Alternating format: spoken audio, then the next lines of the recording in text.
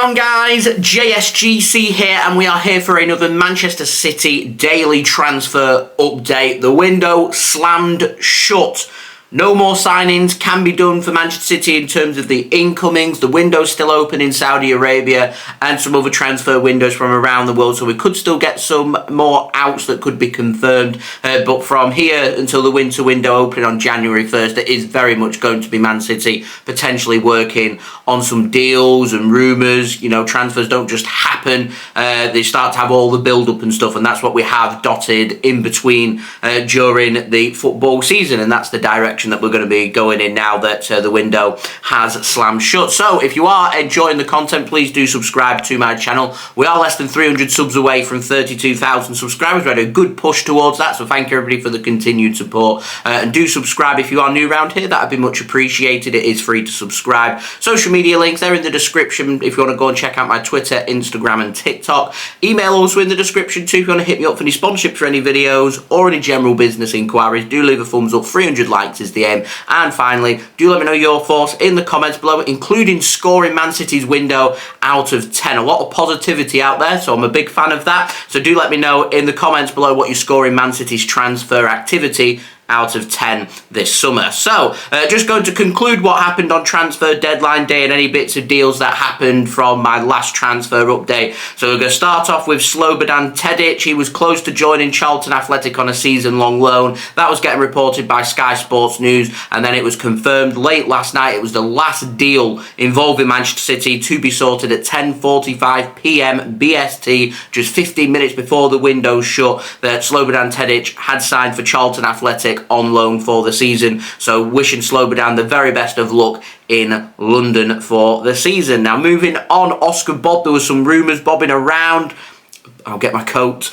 But Marzio had said that Lazio, they were considering making a move for Oscar Bobb, but since then the transfer window shut in Italy, nothing materialised, and Oscar Bobb remains with the Manchester City first team squad, and I am expecting for the rest of the season for that to remain the case. Things could change in the winter window, but with Cole Palmer leaving, I imagine Man City will want to keep some of the young players at the club for at least this season, and Oscar Bobb will be one of them players who's going to learn from the very best, with the best coaches and the best players around him. So looking forward to seeing Oscar Bobb getting some minutes for Manchester City as well. Now moving on, just putting a bit of clarification on Taylor Harwood-Bellis from yesterday. He joined Southampton on loan. Now if they are going to be promoted back to the Premier League from the Championship, it's not going to be an option to buy but an obligation to buy, which the deal making a little bit more sense to me now, because the initial reports that came out when I was reporting on it yesterday were saying it was going to be an option to buy, not an obligation to buy. But since then we've had clarification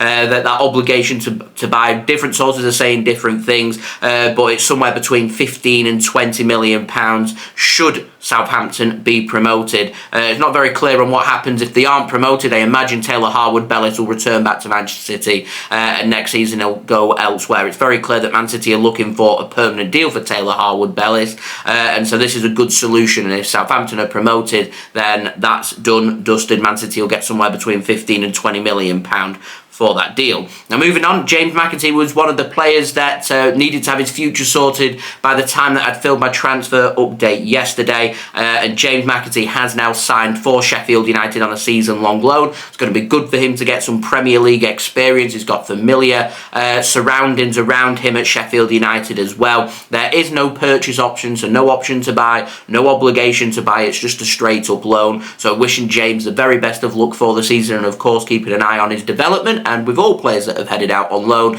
I will have my annual loan reports out during the international break in March for you guys to look forward to, including speaking about the likes of James McAtee, Taylor Harwood-Bellis, etc, etc. Now moving on, and speaking of loans, takes us on to the final transfer of the summer transfer window whilst it had been opened, and that was what was going to happen with Joao Cancelo. Now Christian Falk yesterday afternoon had confirmed that Joao Cancelo had rejected a loan move to Bayern Munich. I think everybody had rejected a move to Bayern Munich yesterday. I'm surprised I didn't get an email yesterday from Bayern Munich asking me me to switch from a Man City fan channel to a Bayern Munich fan channel, and I'll tell you right now, I'd have rejected that along with all the other players that rejected Bayern Munich yesterday.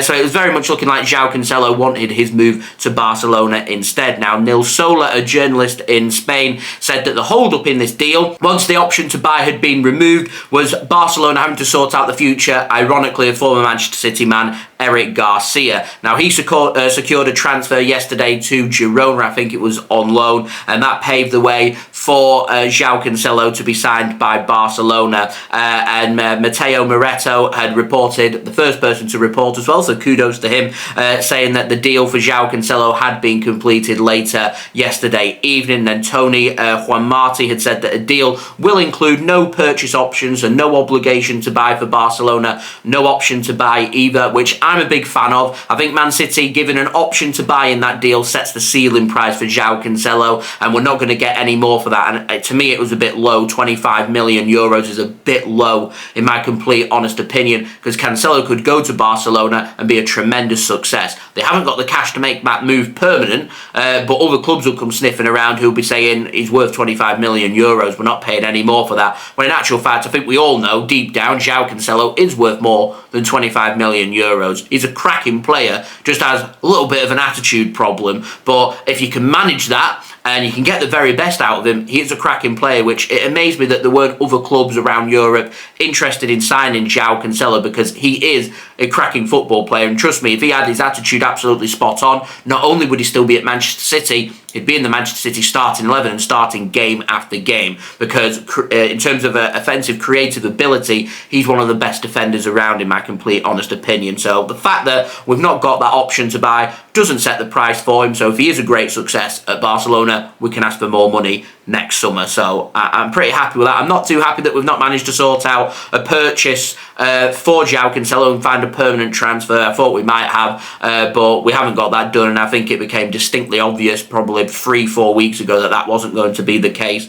So you have to settle for trying to get an obligation to buy, and if we're not going to get an obligation to buy for a first-team player, then in my opinion, get them out on loan, see what they can do. Don't put the option to buy in unless you've got a really good amount. And to me, if you're going for a low price to try and make it more affordable because we're pals with Barcelona, not for me. That's my honest opinion on that. Anyway, at 9:45 p.m. BST, just 75 minutes before the transfer window shut, Joao Cancelo had officially been unveiled as a Barcelona player on loan for the season. So wishing Joao the very best of luck at Barcelona. Paul Hirst has confirmed that Barcelona are going to be paying all of his wage. Not so clear about what the loan fee is, and I'm not 100% certain that Barcelona are paying any loan fee, which maybe Man City are just happy to have him off the wage bill. I don't know what the situation is, but there we go. Fact is, Cancelo was the last bit of major business done by Manchester City in the winter transfer window in 2023, and it just so happens to be the last bit of major business sorted by Manchester City in the summer 2023 transfer window as well. And after that window has slammed shut, it's now closed. We can't bring players in, we can't sell players to other Premier League teams or any team around Europe where their transfer window is shut. It very much is the case now about Saudi Arabia. Their market's still open about if City want to sell any players, but we're in a predicament where if you sell anybody, you can't replace them. So I don't think there'll be too much. There'll be lots of rumours dotted around, and I'm really looking forward finally to moving away from transfers that are confirmed and going on to the rumours, the fun and games when it comes to transfers. So of course I will have plenty of transfer content for you guys to look forward to, so do stay tuned because we're still going to have transfer updates coming up for you guys over the international break. We're going to still have my transfer review, my transfer thoughts and stuff like that coming up over the next week or so. I'll probably have a few transfer updates too. I can't guarantee that it's going to be daily, but I will do my best, and I can guarantee over the next 2 or 3 days I'll be able to get some more daily transfer content. So the daily transfer content doesn't stop there, but what I am saying is at some point in the next week it will, and when it does I will let you guys know, and I'll say that's the end of daily transfer updates. But the ball rolls on, we're very much at the end now. And yeah, I wanted to thank each and every one of you guys for watching over the summer, and much love to everybody here at the JSGC headquarters. Thank you everybody for watching. Don't forget to subscribe, leave a thumbs up. 300 likes is the aim, Also, don't forget to let me know your thoughts in the comments below. Social media links, they're in the description below. If you want to go and check out my Twitter, Instagram and TikTok link, email also in the description too. If you want to hit me up for any sponsorship for any videos or any general business inquiries. And I'll see you all again real soon. I am off to the Manchester City Fulham game today, so there will be no live watch along of that game. I'm going to be doing a very special match vlog for you guys to enjoy. That'll be going out on my partner channel tomorrow, JSGC Football. The link's in the description. Go and check it out. Go and subscribe. You're not going to want to miss it. It's going to be an absolutely cracking video. Cannot wait for you guys to see that. So I'll see you then. So I've been JSGC. Thank you everyone for watching. I hope everyone is safe and well. I'll be back again for a Fulham review later on today. Fingers crossed. 3 points. We could be seeing Jeremy Doku making his debut. We could be seeing, potentially, Matheus Nunes making his debut for Manchester City as well. So I'll see you then. So I've been JSGC. Thank you everyone for watching. I hope everyone is safe and well. Peace. Ciao for now.